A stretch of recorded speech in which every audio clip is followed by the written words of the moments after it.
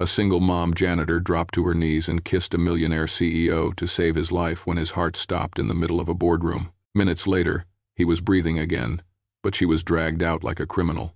Security called it inappropriate. HR called it a liability, and the internet decided she was something dirty. No one wanted to hear the truth that without her, he would be dead. Before we dive into today's story, take a moment to share where you're tuning in from. We love seeing how our stories connect people from all around the world. If you haven't already, don't forget to subscribe and turn on notifications so you never miss a new story. Let's begin. Ryan Reynolds collapsed in the middle of his sentence. One moment he was standing at the head of the conference table, fingers resting on polished glass, voice steady as he outlined projected growth. The next, his words cut off, his face drained of color, and his body folded forward as if something inside him had simply shut down. The sound of him hitting the floor cracked through the room harder than any shout. For a split second, no one moved. The boardroom was filled with people who made million-dollar decisions before lunch. Yet now they stood frozen in tailored suits and expensive shoes, staring at a man who wasn't breathing. Someone finally yelled for 911.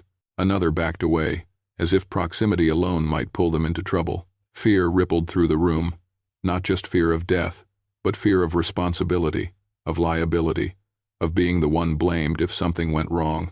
Outside the glass doors, Jennifer Lopez was pushing her cleaning cart down the hallway. Her shoulders ached from starting before sunrise. Her uniform smelled faintly of disinfectant, and her mind was already counting how many hours she could work before picking up her daughter. When the shout echoed down the corridor, she stopped.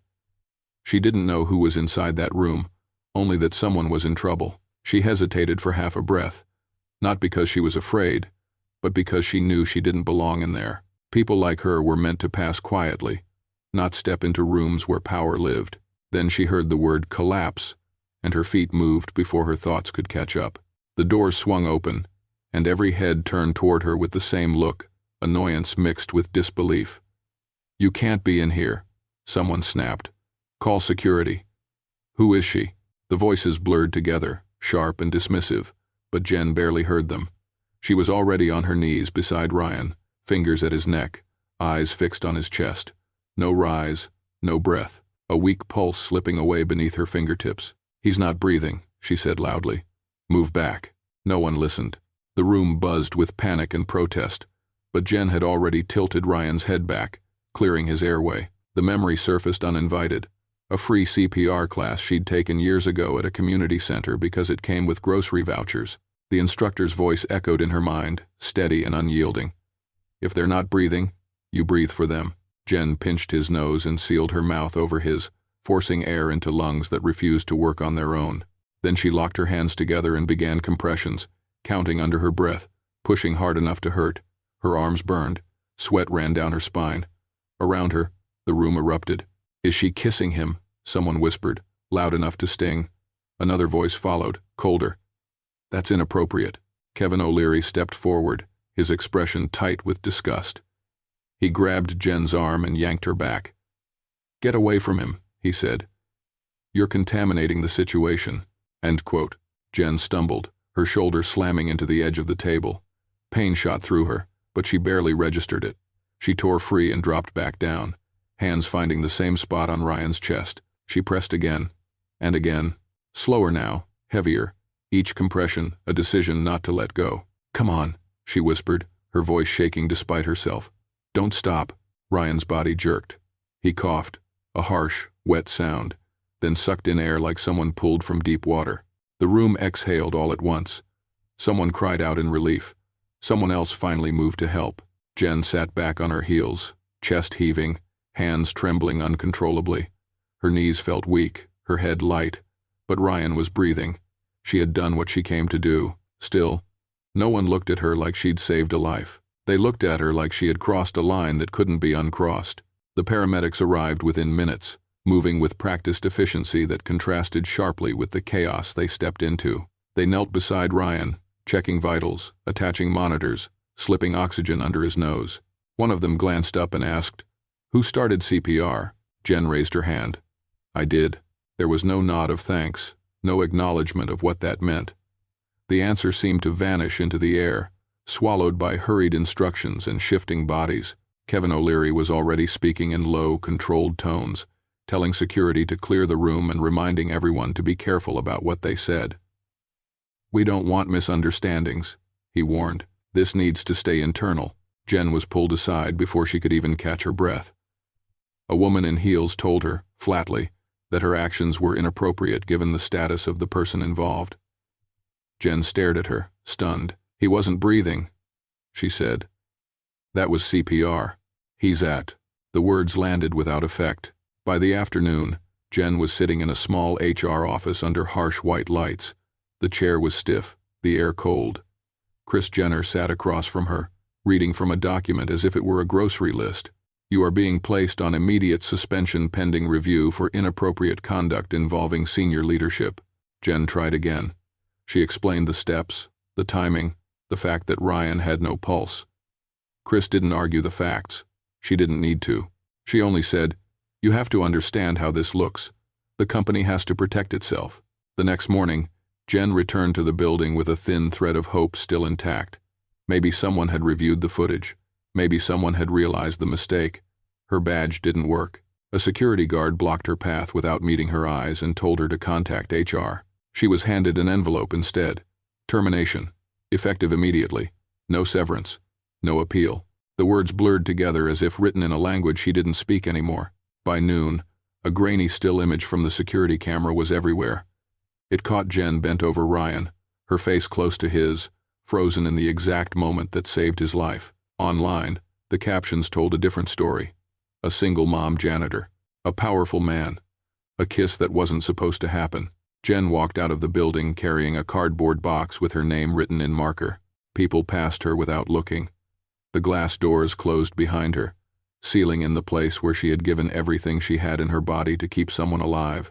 She paused on the sidewalk, the box heavy in her arms, and wondered how something meant to save a life had turned into a sentence she couldn't escape. Jen climbed the narrow stairs to her apartment in South Side with the cardboard box pressed against her chest. The hallway lights flickered the way they always did, casting weak yellow shadows against peeling paint. The air smelled faintly of damp carpet and old cooking oil. Each step creaked under her weight, a sound she'd stopped noticing years ago but felt sharply tonight, as if the building itself knew she was carrying more than she could hold. Before she could set the box down, the door swung open. Taylor ran straight into her arms, small and warm, her face pressed against Jen's stomach. "Mom, why are you home already?" she asked, bright and careless in the way only children could be. The question hit harder than any insult that had been thrown at her all day. Jen tightened her arms around her daughter and forced her voice steady. "They changed my schedule," she said. It was the same lie she'd used before, the kind that slid easily off her tongue because it was meant to protect.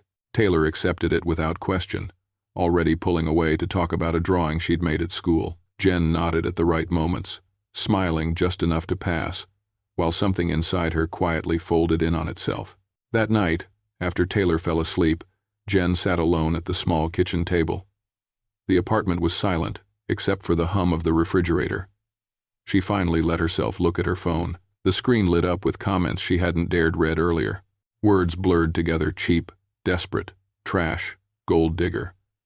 Strangers who had never met her spoke with certainty about who she was and what she deserved. She scrolled until her chest tightened, then dropped the phone onto the table like it had burned her. Her hands rested in front of her, palms up. These were the same hands that had pressed against a stranger's chest, counting, refusing to stop when everyone else stepped back. Now they were being called dirty. The thought hollowed her out. Bills lay stacked near the sink. An overdue electric notice. Rent circled in red ink. She opened the fridge and stared at the half-empty shelf, the last carton of milk pushed to the back. From then on, she ate after Taylor, telling herself she wasn't hungry anyway. A few days later, Taylor came home quieter than usual. She hesitated before speaking, eyes fixed on the floor. "Some kid said things about you," she said. "They said you kissed your boss for money." Jen's breath caught. She knelt in front of her daughter, searching for words that didn't exist. In the end, she said nothing at all, just pulled Taylor into her arms and held on while the girl's small fingers clutched her shirt. Oprah, their neighbor, watched the exchange from the doorway. Later, when Taylor was busy in her room, she shook her head slowly. "You can't win if they control the story," she said, not unkindly, Just tired. Jen nodded. She knew Oprah was right. What she needed wasn't sympathy or charity. She needed someone with power to say out loud what she had done. She tried to find work anyway.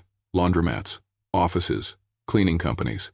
The looks were always the same, polite smiles that didn't reach the eyes, excuses about positions suddenly being filled. No one mentioned the video. They didn't have to. Sleep stopped coming. When it did, it left her drenched in sweat, heart racing for no reason she could explain. One night, rain hammered against the windows while her phone buzzed endlessly on the table. Jen stared at it for a long moment, then turned it off. Not to hide, just because she was too tired to keep standing. Ryan dreamed of counting. A woman's voice, shaking but unyielding, numbers spoken through clenched teeth. "Stay with me," the voice said. "Breathe." Every time he slipped away, it pulled him back. When he woke up, the room smelled like disinfectant and plastic. His chest ached. Machines beeped softly around him. He remembered nothing of the face, only the urgency of that voice, the refusal to let him go. He asked a nurse who had saved him. She hesitated. "Internal staff started care before we arrived," she said carefully. The answer didn't sit right.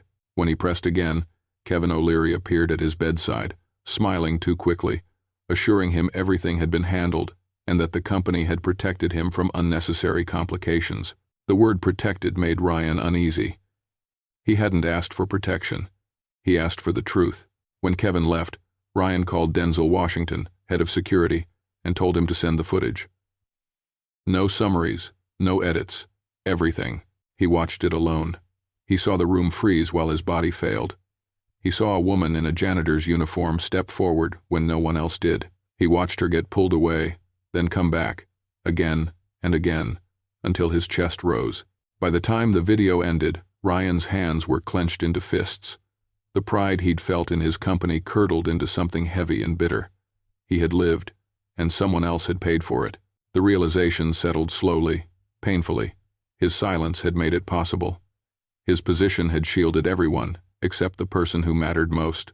Ryan closed the file, opened another, and found Jennifer Lopez's name. He didn't call a press conference. He didn't ask for advice. He picked up his keys and drove toward the part of the city he had never needed to see before. Ryan left his penthouse after midnight, keys in hand, phone on silent. No driver, no assistant, no one to soften the edges or rewrite the story for him. He needed to see the truth without filters, without people telling him what mattered and what didn't. The elevator carried him down past floors of glass and light, and when he stepped outside, the city felt colder than usual. He drove west. The skyline thinned. The streets grew narrower, darker, patched with potholes and broken streetlights. Storefronts closed early here. Buildings leaned into each other like they were tired of standing alone. Ryan had lived in this city for years, yet this stretch felt like a place he'd never been invited to see. At a red light, the footage replayed in his mind. Jen on her knees, her hands shaking but steady enough to keep counting. The moment she was pulled away, the way she went back anyway. The thought that wouldn't leave him wasn't about the kiss everyone fixated on. It was simpler and heavier. If she had stopped, he would be dead. He parked in front of a worn brick building with a rusted fire escape and a flickering entry light. For the first time that night, he hesitated. Not from fear, but from shame. His company's logo was everywhere downtown. His name was spoken with respect, and the woman who saved him lived here. Ryan knocked. No answer. He knocked again, harder. Seconds stretched. He wondered if he was already too late, if the damage had moved faster than he had. Finally, the door opened a few inches. Oprah Winfrey stood there, hand firm on the latch, eyes sharp and unwelcoming. She recognized him instantly. "I'm here to see Jennifer," Ryan said. No speech, no justification. Oprah studied him. "You here to clean up a mess?" she asked. "Or tell the truth?" Ryan didn't flinch. "I'm here because she saved my life." To that, Oprah's gaze shifted past him, into the room. Ryan followed it and saw a little girl standing by the couch, clutching a worn teddy bear. Her eyes were red. She knew his face from screens and headlines, and she looked at him with a mix of fear and fragile hope. "My mom's sick," Taylor said quietly. "She won't wake up." Ryan stepped inside. The apartment was small, dim, too quiet. Jen lay on a narrow bed, blankets tangled around her thin frame. Her lips were dry, her breathing shallow, her skin hot under his fingers. He said her name. No response. The image hit him like a blow. He had been there. He had drifted in that same dangerous stillness, and someone had refused to let him go. Jen had no one refusing for her now. Ryan called 911 immediately, voice clear, answering questions, following instructions until sirens cut through the night. Taylor clung to his jacket when the paramedics arrived, sobbing as they lifted her mother onto the stretcher. Oprah tried to steady her, but her hands were shaking too. "I'm going with her," Ryan said, already climbing into the ambulance. Neighbors watched from windows as the doors closed. Tomorrow, they would talk. Tonight, none of that mattered. As the ambulance sped through the streets, Ryan noticed the calluses on Jen's hands, the broken nails, the quiet evidence of work that never paused for applause. Taylor looked up at him, tears streaking her face. "Is my mom going to die?" Ryan met her eyes and didn't promise miracles. "No," he said. "Not this time." The hospital hallway was bright and cold, the kind of light that made everything feel exposed. Ryan stood outside the emergency room while doctors moved quickly behind closed doors. He had waited for decisions his whole life. He had never waited like this. A doctor finally came out, explaining in calm, precise terms. Severe dehydration, exhaustion, high fever, prolonged stress. This didn't happen overnight. It was what happened when pressure never let up. Ryan nodded, absorbing each word like an accusation. Taylor sat, curled into a chair, teddy bear tucked under her chin, eyes fixed on the doors. Oprah stood nearby, arms crossed tight. "One video," she muttered. "That's all it took." Ryan stepped away and made the call. Michelle Obama answered on the second ring. He didn't ask for favors. He laid out facts. A woman saved his life. She was punished for it. Footage was leaked. A smear followed. It had to stop, and the truth had to be said clearly and publicly. Michelle listened, then began asking the right questions. Who accessed the footage? Who signed the suspension? Where the original files were stored? Her tone was calm, efficient, unafraid. Ryan felt something shift. This was how systems were confronted. Not with apologies, but with structure. He called Denzel next, ordering immediate lockdown of internal access, backup secured, logs pulled. No more quiet shortcuts, no more convenient silence. When Jen finally woke, her eyes filled with panic before focus. She saw Ryan and shrank back instinctively. "I didn't do anything wrong," she whispered. I just saved you." Ryan sat down so he wouldn't loom over her. "I know," he said. "I saw everything." He told her the truth without softening it. That he had lived, that she had been destroyed for it, that he had allowed it by staying silent. Jen didn't accept the apology right away. Her voice trembled, but it didn't break. She told him what she needed. Her name cleared, her daughter protected. The truth said out loud so Taylor wouldn't grow up thinking her mother was something shameful. Ryan showed her the footage, the whole thing. When she saw herself dragged away, heard the words thrown at her, the tears finally came, not because she was weak, but because someone had finally witnessed it. Michelle joined by video, outlining next steps. Official confirmation, internal statements, legal demands to remove false content, safe housing, temporarily, without strings attached, space to heal before the next fight. Oprah watched Ryan closely. "You doing this because you feel bad?" she asked. "Or because you're ready to tear something down?" Ryan didn't answer with words. He signed the order to begin a full internal investigation, effective immediately. Michelle's voice came through the speaker again, quieter now. "There's more," she said. This wasn't just about her. Someone was protecting something bigger. Ryan looked at Jen, then at Taylor. "Then we don't stop here," he said. "Not this time."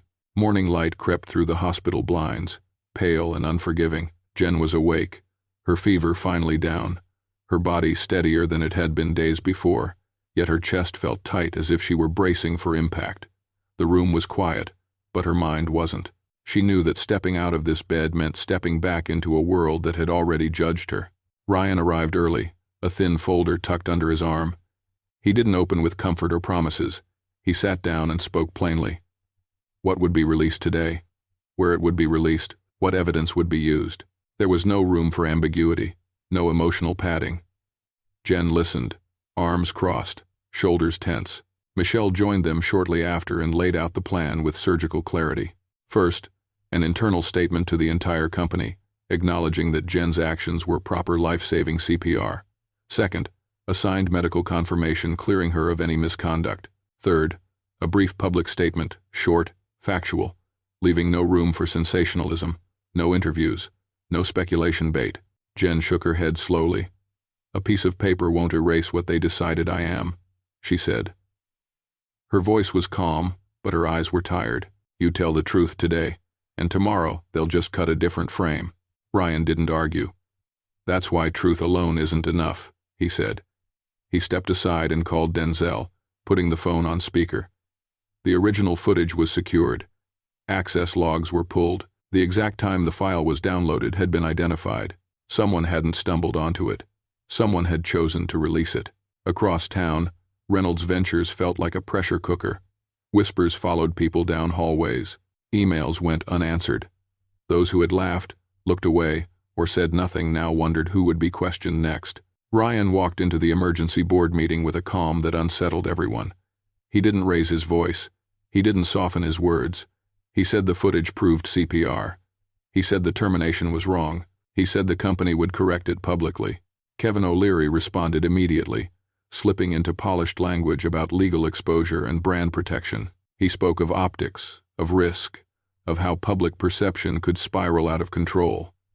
He framed caution as responsibility. Ryan cut him off.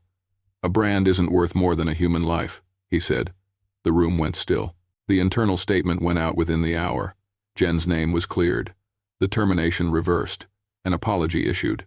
Some employees stared at their screens in shock. Others felt heat rise in their faces, knowing silence had made them complicit. Online, the noise didn't fade. It shifted. People questioned Ryan's motives.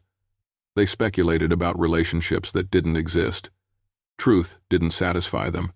It redirected their aim. Jen watched the comments on a tablet, her hands shaking despite herself. Taylor pressed close, whispering, "Will they stop now?" Jen didn't answer. She didn't have one. Michelle's phone buzzed. She read the message once, then looked up. A tabloid was preparing a new story. Personal, invasive, sourced from inside the company. Whoever was behind this wasn't done humiliating Jen. They were trying to erase her completely. The article dropped before noon. The headline was cruel, deliberate. It called Jen a desperate single mom who crossed boundaries to climb. Photos taken without consent showed her walking Taylor to school, carrying groceries, living her life. The comments followed fast, sharper than before. They didn't argue about CPR anymore. They dug into her past. Late rent, job changes, 2 shifts in one day. Ordinary survival turned into evidence of moral failure. Being poor was treated like a crime. Oprah slammed her phone down. "Enough," she said. She wanted to pull Jen away, shield Taylor, disappear until the storm passed. Jen shook her head. She understood something now. If she stayed silent, they would finish the story without her. "I don't need him to save me," Jen told Ryan later that day. "I need you to stop them from lying for me." Her voice didn't waver. That was new. Michelle suggested the risk. A direct statement, short, controlled. Ryan would confirm the facts. Jen would speak once, clearly, without begging for sympathy. Jen's fear wasn't for herself. "If they come for my daughter," she said quietly. "What do I do?" Michelle answered honestly. Safeguards were ready. The school would be notified. Legal action would follow harassment. Denzel called with an update. The footage hadn't leaked by accident. It came from a high-level account, accessed through an unauthorized device. Someone with authority had made a choice. Inside the company, Kevin felt the ground shifting. He pushed subordinates to cover tracks, floated stories about technical errors, suggested an intern might have mishandled files. The language was clean. The intent wasn't. Jen stood in front of a camera for the first time days later. No makeup, no dramatic pauses. She stood straight and spoke slowly. She said she performed CPR. She said she didn't ask anyone to believe her out of pity. She said her daughter would not grow up believing that saving a life made her mother something shameful. Ryan stood beside her, silent until the end. Then he spoke. "Without her, I would be dead," he said. Anyone who turned that into a scandal tried to kill the truth twice. The internet hesitated. Then it struck again. An anonymous email landed in Taylor's school inbox, urging parents to complain. The cruelty was calculated. Jen went to the school the next morning. She didn't cry. She asked for protection. Oprah walked beside her. That afternoon, Denzel stepped into Ryan's office. The leak traced back to accounts tied to the CFO's department. Ryan looked across the conference table at Kevin. "I'll ask you once," he said. "Were you involved?" The morning after the email hit Taylor's school, Jen didn't sleep. She sat at the small kitchen table in the temporary apartment, coffee untouched, jaw tight. Anger burned hotter than fear now. The difference mattered. Fear had kept her quiet. Anger gave her direction. By the time the sun rose, she knew exactly what she would and would not accept anymore. Ryan and Michelle arrived mid-morning. There was no small talk. Jen drew a clear line. She could endure being misjudged, she said, but no one would use her child as leverage. That was the point of no return. Michelle nodded, already moving pieces into place. Devices would be collected. Access would be frozen. Witnesses interviewed. The company would face the facts, whether it wanted to or not. Denzel's report left little room for denial. Access logs showed the footage was downloaded during hours tied to the CFO's team. Emails surfaced using careful language, optics, liability, risk profiles guiding people on what to say and what not to say. This wasn't confusion. It was orchestration. Ryan convened a closed session with the board and legal counsel. Phones were surrendered. Laptops checked. Temporary locks applied. Kevin reacted immediately, accusing Ryan of emotional sabotage and warning of financial fallout. He framed himself as the adult in the room, the guardian of stability. Ryan didn't argue philosophy. He laid out the sequence. A man collapses. A woman saves him. She is punished. Footage leaks. A smear campaign targets a child. He looked around the table. "If not you," he asked, "who benefits from that?" Michelle followed with the law. Medical footage and internal surveillance leaks were violations. Targeting a minor crossed into criminal territory. Faces shifted. Silence spread. Then Denzel delivered the deeper truth. Kevin wasn't just burying a scandal. He was protecting old arrangements, quiet settlements, HR payouts, non-disclosure agreements designed to keep inconvenient truths from surfacing. Jen had been expendable. Ryan, once he woke up, had become a threat. Jen was invited in. She didn't come to plead. She came to testify. She spoke simply. Ryan stopped breathing. She performed CPR. She was pulled away. She went back. Her calm stripped the room bare. One by one, mid-level managers spoke. They had seen the emails. They had been warned to stay silent. They had been told not to side with a janitor. The dominoes fell. Ryan placed the decision on the table. Kevin was suspended pending investigation. Authority revoked. Accounts locked. Transition ordered. Kevin exploded, pounding the table, sneering at Jen. The mask slipped. Security stepped in. As he was escorted out, Kevin turned back, eyes sharp with promise. "You'll regret this," he said. "You're bleeding the company dry." Ryan didn't respond. He didn't need to. The shockwaves were immediate. Rumors flooded the halls. Reporters circled. Headlines shifted from attacking a janitor to questioning a corporation. Michelle met with Ryan early and often, insisting on transparency without spectacle.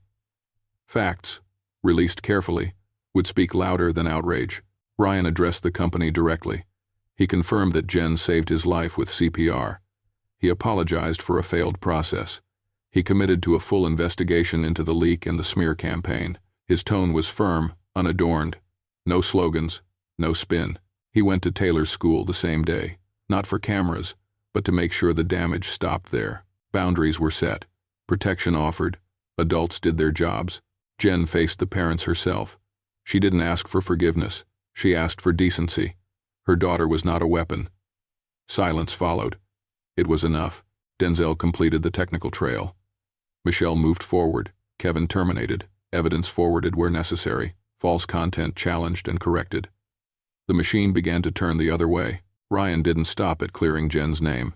He announced a new initiative, a worker welfare and protection program with real funding, independent reporting, and safeguards against retaliation. Not a gesture, a structure. He asked Jen to help build it.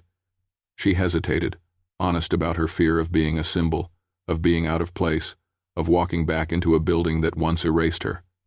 Ryan answered plainly. Systems built by people who had never been invisible would always fail the invisible. Jen agreed with conditions: longevity, authority, protection for those who spoke up. Ryan accepted them all. The first meeting wasn't glamorous. Janitors sat beside security guards, warehouse staff beside managers. They were listened to. Jen spoke briefly. She said she saved a life because she didn't want someone to die in front of her. She said she never expected to pay for it with everything she had. She said she was there so no one else would. Applause spread, not from pity, but recognition. That night, Taylor ran into Jen's arms like she had weeks before, asking the same question with a different ending. "Are you okay?" Jen smiled, steady. "I am," she said. "I'm exactly where I should be." An email arrived for Ryan from another company asking to learn from the model. Jen looked out the window, understanding that what had changed wasn't magic. It was the decision not to bow anymore. There are moments when doing the right thing costs more than staying quiet, and this story lives in that space.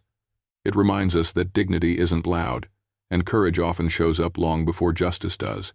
If this story made you pause, maybe while you're listening late at night, resting after a long day, or watching the rain outside, share what it stirred in you in the comments. Your voice matters more than you think, and if stories like this speak to you, subscribe and stay with us. We'll keep telling the ones that reflect real life, real pain, and real strength.